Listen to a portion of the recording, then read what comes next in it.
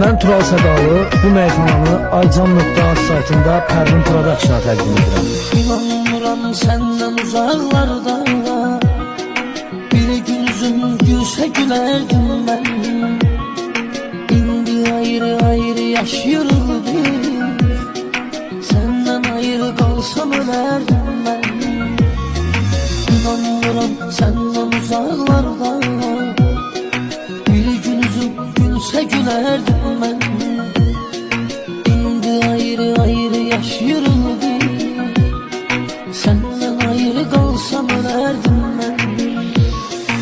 İndi ölmüşəm xəbərin yoxdur, sevgi sanki nişangahdı oxdur.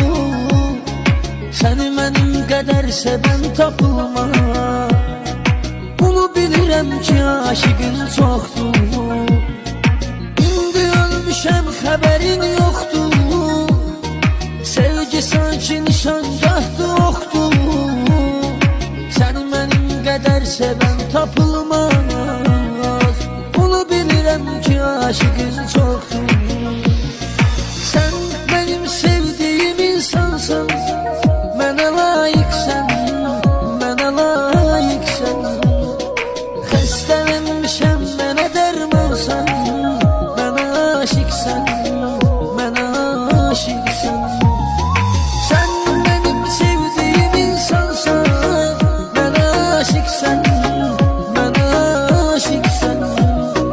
Xəstələnmişəm, mənə dərmansan, mənə layiqsən, mənə layiqsən.